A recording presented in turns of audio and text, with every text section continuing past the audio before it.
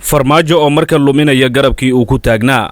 waxaa sii adkaanaysa xaaladda siyaasadeed ee dalka. cabsi dagaal, qas iyo fawdo ayay shacabka ka walwalqabaan, madaxduna waxa ay ku jiraan loolankii ugu dambeeyey. madaxweyne farmaajo ayaa sargaal u qaabilsan dabagalka siyaasiyiinta iyo maleegitaanka qorshayaasha amni xogta lagu hayaa inuu luminayo. ila wareedyo muhiima ayaa sheegaya in taliyaha dabagalka Nisa Cabdulaahi Dheere uu ku gacan sayray inuu qayb ka noqdo weerarka taliyihii gobolka Saadaq John. warar hoose ayaa sheegaya in Korneel Cabdulaahi Dheere oo ka tirsan CIA-da Mareykanka laguna tilmaamo faylka madow ee farmaajo cadaadis kala kulmay safiirka cusub ee Mareykanka. sargaalkan ayaa xogtu sheegaysaa in lagu amray in uusan ku milmin arrimaha siyaasadda isla markaana dhexdhexaad ka noqdo. Ambassador Larry Edward The Andre, safiirka cusub ee Soomaaliya, ayaa la rumaysan yahay in siyaasad ahaan uu ka duwan yahay Donald Yamamoto, waxaana durba muuqanaya in siyaasadda Mareykanka ee ku aadan Soomaaliya isbeddel weyn lagu samayn doono. sargaalkan